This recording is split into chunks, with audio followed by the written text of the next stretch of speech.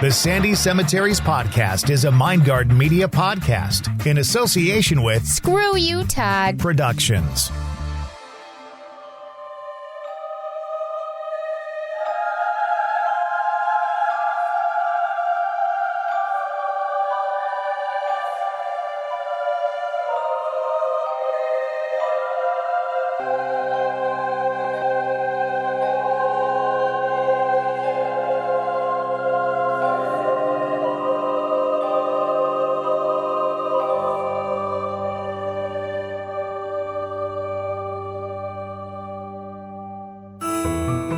The world we live in is ever-changing.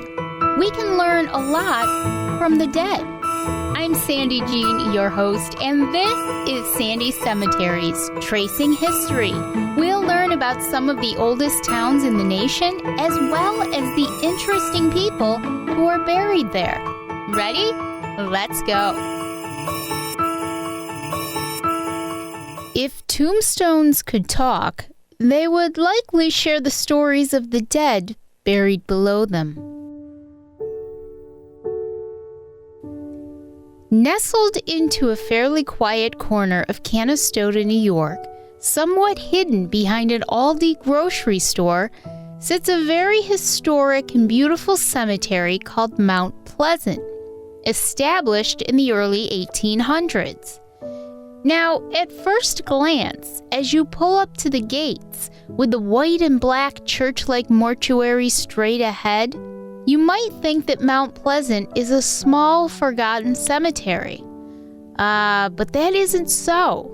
The cemetery is rather large, with beautiful, if somewhat eerie, rolling hills and trees surrounding the perimeter. Personally, I could spend all day here, strolling through the graves, reading of the history of the area. And indeed, there is much history to be discovered here. For example, you may come upon the grave of Civil War nurse veteran Hannah Palmer, or early Madison County Judge Sylvester Beecher. Maybe you'll find actress Kitty Moot, or early village resident Thomas Newton Jarvis.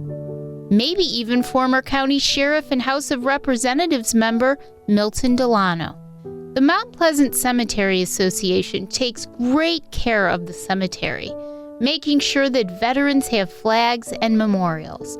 They also ensure that former firefighters have a flag as well, something I have never seen at other cemeteries.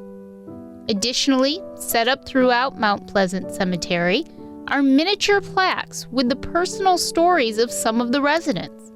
Self-guided walking tours are offered, as well as the occasional officially guided tours. Today, I'd like to share with you the story of Scipio Morehand. The following is taken from the Madison County, New York Freedom Trail. Scipio was born a slave on a Missouri plantation about 1836. Now, back in those days, most slaves had no idea what year they were born, so the word about was quite prevalent. When the Emancipation Proclamation took effect on January 1st, 1863, it only applied to those states that were in rebellion. Since Missouri had never left the Union, it was a loyal slave state. Therefore, when Scipio, or Zip as he was also known, decided to escape in that same year, he was taking a huge risk. Acting as an attendant to European-American Louise Jarvis, he made his way through the rebel lines to Canastota, New York. He may have started from New Madrid County, which lies on the eastern border of Missouri. Many escapes were made from border counties, and New Madrid was the probable residence of Louise's future husband, Louis P. Fay. Louise was also the daughter of Dr. Milton Jarvis, credited as being an Underground Railroad station master in Canastota, New York. After his arrival in Madison County, Zip worked as a laborer or a farmer. He and his wife Josephine, who was born in Madison County about 1846, had 4 sons: George, Frank, Fred, and Charles. Their sons are buried in Oakwood Cemetery in Syracuse, New York. They also had 2 young daughters, Nellie and Hattie. The Morehand family was well liked by the members of the community. Their tenant house was destroyed in the Canastota fire of October 1873. Zip and Josephine later acquired a house on North Canal Street in the village. Sadly, Josephine died on February 26, 1879. In fact, Josephine, Nellie, and Hattie all died within a 7-year span of each other. Nellie and Hattie were just toddlers. Shortly after Josephine, Nellie, and Hattie died, Zip erected a gravestone for his wife and 2 young daughters in the east section of the cemetery. However, it is unfortunately not known whether a stone ever existed to mark Zip's burial spot. It has been widely accepted, though, that Zip is buried with his wife and his daughters.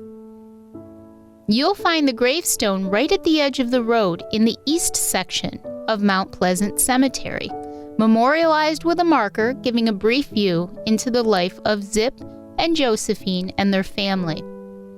I highly recommend taking the self-guided tour. You won't be sorry. If you ever have a chance to visit Mount Pleasant Cemetery in Canastota, New York, please do. You most certainly won't be disappointed. I myself have visited many, many times. The grounds are peaceful and wonderful, full of stories and history, enabling these amazing people to live on. If not in life, most definitely in our hearts and our memories. After all, isn't that why we visit? To pay our respects to and to honor those who lived before us? And that just shows that each of us is deserving and worthy of a life and a death of honor and respect. Check out our other podcasts, the Sandy and Toddcast and the Empathicary podcast, on any of the platforms that you normally find your podcasts, including YouTube and Twitter.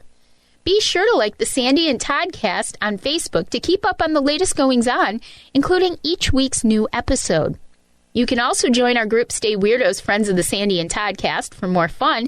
We're like a big family there. It's a safe place to share your thoughts, feelings, ideas, and random inappropriate memes without judgment.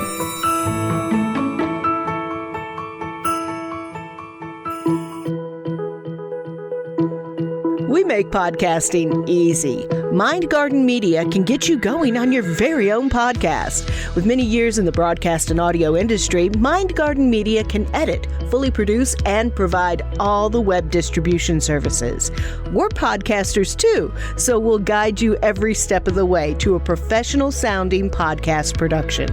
For information, email themindgardenmedia@gmail.com, themindgardenmedia@gmail.com, or check us out on Facebook.